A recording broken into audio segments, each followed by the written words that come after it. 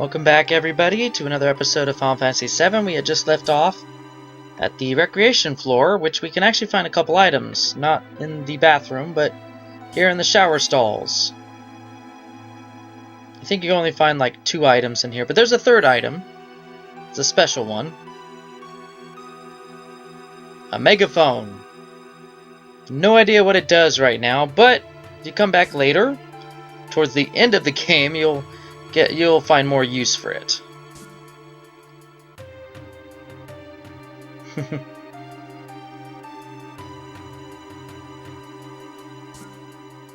I just noticed they actually have some vending machines in the upper left there of that room. So, as promised, we're going to go back down a floor. We're going to go check out that those multitude of doors, locked doors.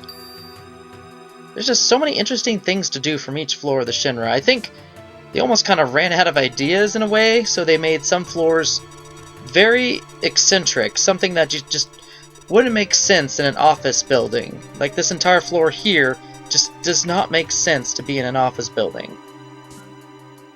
So in that sense, it's almost like they ran out of ideas what goes into the upper floors of the Shinra Tower. Now, obviously, you don't have enough room to open up 3 doors and get all 3 items. At least not normally. So you want to open up those 2 here. Get the A coupon. And do exactly what the machine tells you not to do, which is getting to the ducts. I mean, this is the only way to solve this puzzle and getting all 3 of them. There's no other way around it. You gotta use the ducts.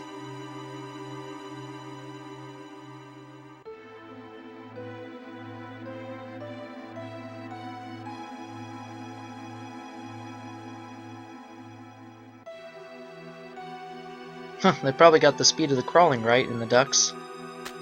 Cloud would go a little slower. Yep, and this is the 3rd and final door. So with that, we cheated our way to all 3 item coupons. I remember not solving this the first time. I actually had to use a strategy guide to figure that one out. Because there's just so many options of failing and only one way of truly solving the puzzle. There aren't more solutions. That literally is the only solution. It would have been nice if they provided the player at least 2, maybe 3 solutions, but overall it was just one way and one way only to solve it, which is kind of disappointing.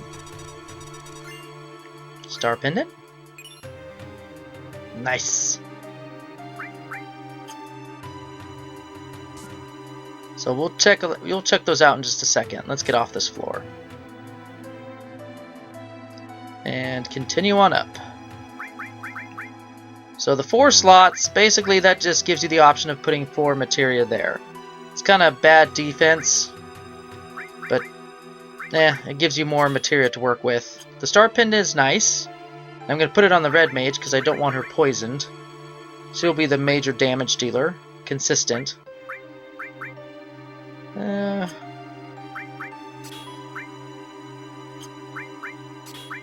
want to swap things around a bit.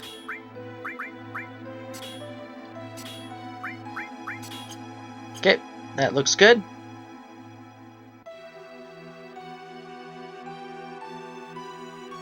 This is another one of those floors that don't make sense. I guess this actually makes more sense than the previous floor did, the floor 63. I could understand where they would want to build a mini model mock-up at some point that covers most of the floor of Midgar.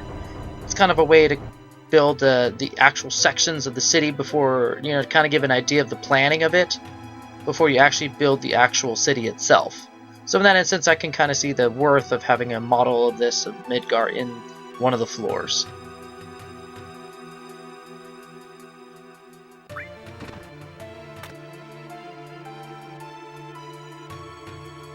I wonder if the one that was broken in the lower left there is actually Sector 7. I don't know if that's intentional or if they broke it after they dropped the plate. But it'd be interesting. And oh yeah, there's encounters here. I totally forgot that. The encounter rate is actually really low in the tower. But when you get into some enemy battles, you get into these weird...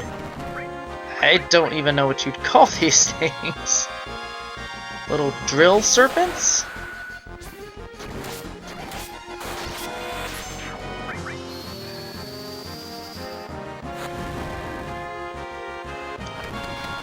Yeah, they look very damaging and very painful.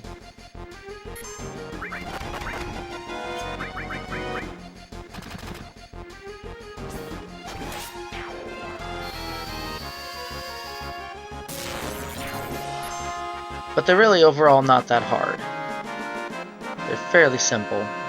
Most enemies in the tower are pretty simple. Tower. Shinra the Shinra headquarters. Might as well be a tower. It reaches up to the frickin' sky.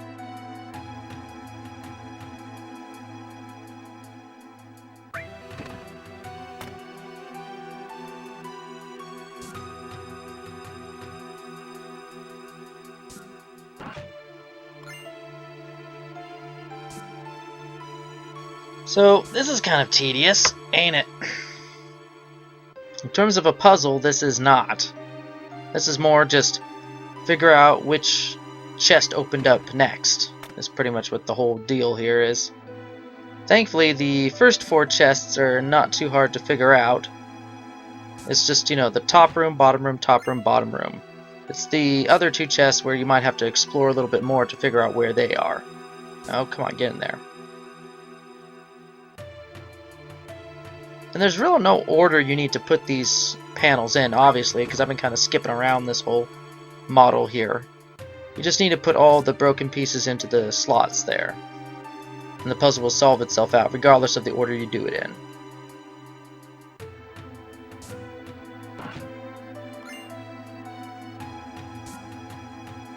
Ah! Another battle.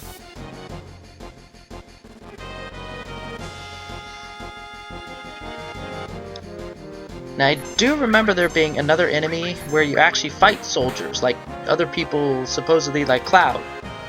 And they have these huge cone-shaped swords and everything. I think it's like Soldier 3rd class or something. One of the lower classes. And I believe if you steal, I think you can steal a good weapon from one of them.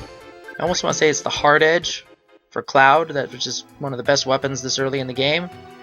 But since we don't have our Stealer, Yuffie, we can't take advantage of that. Which is a shame.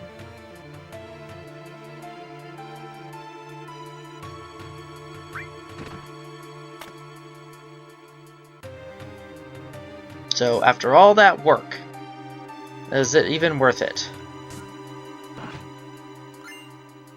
As a matter of fact, it was. We could not get any further into the tower if it weren't for doing that silly little puzzle.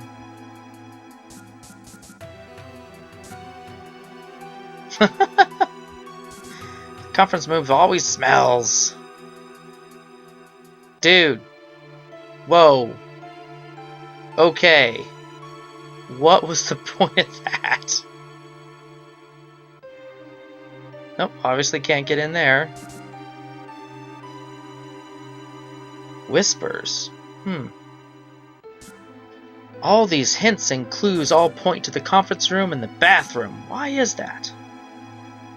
Just with my hands? Just operating dials on a panel. Just dials on a panel, buddy.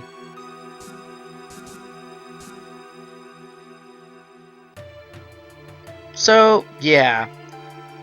Here in Final Fantasy VII, of all games, we get to climb up into a vent shaft right above a toilet in a bathroom. Only in games, people. And movies.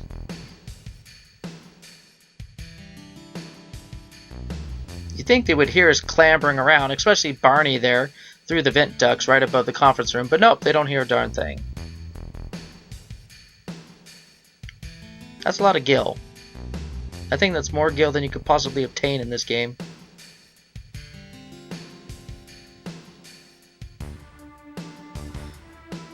Ugh. Forget Sector 7 rebuilding, let's go with a more expensive plan. Completely impractical. So much that we have to raise taxes. So here we get a good look at the majority of our villains in terms of Shinra. We got Palmer, Heidegger, I think that was Scarlet over there, the president himself, and then this other guy named Reeve. All sorts of suits and characters here.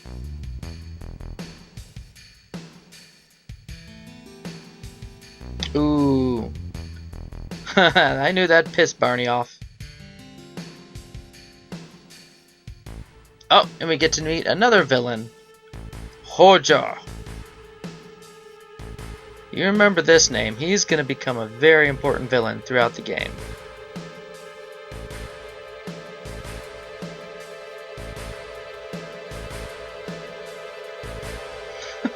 He just doesn't care about his specimens as long as it gives him the data he needs for science.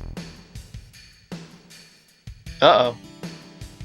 That doesn't sound very good. Breeding her, huh? Seems so cold and callous, like she's just an object to study objectively and not consider that she's human.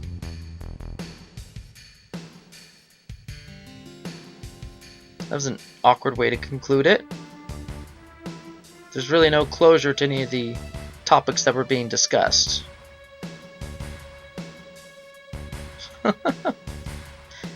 Playing this game for the first time, I honestly thought she noticed us. I thought she was gonna rat us out or something, but no, she just smells something awful.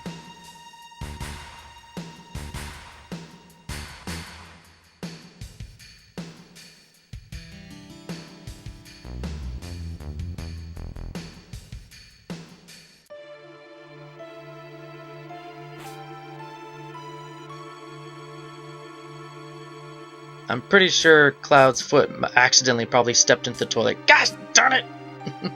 Now I stink too. Dirty water. And Hojo, being the unconcerned scientist that he is, he just leaves doors unlocked behind him. The world is his plaything. He don't care. Locking doors behind me? Pfft. Let the peons take care of it.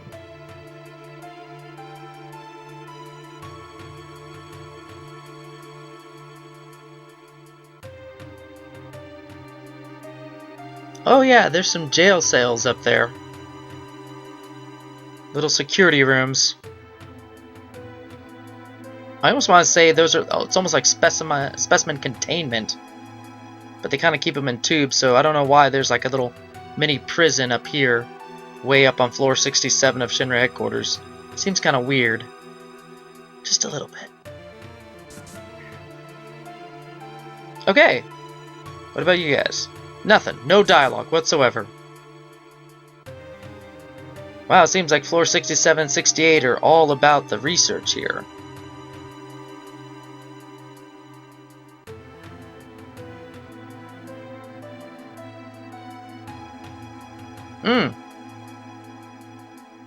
Little does the player know, for the first time playing this game, we have just been introduced, however briefly, to our next party member.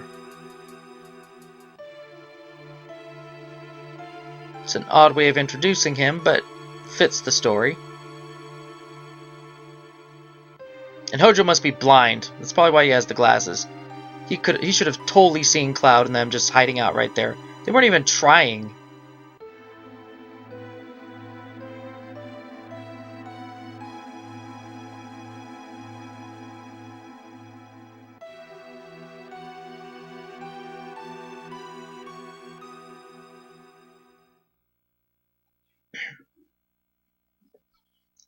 Ah, yes. Our first mention of Genova. For the longest time, I couldn't figure out what the heck this thing was what I was supposed to be looking at. I had no idea what the image was. Apparently, it's the upper torso of a woman-ish, like, creature with no head. There's literally no head at the neck. And some sort of wings. So if you go back and look at it, with that in mind, you'll probably see it this time. But I think I played this game like 5 or 6 times in a row, and I still couldn't figure out what the heck that was supposed to be, but I know now.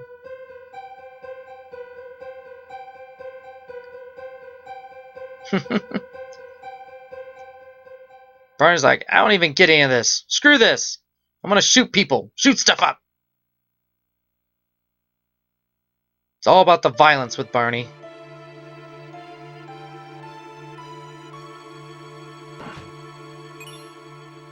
Ooh, very nice.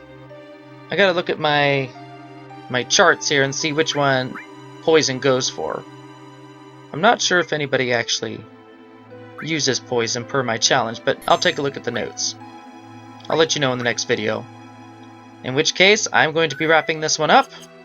We're gonna go save Keiko in the next one and get a new party member. See y'all later.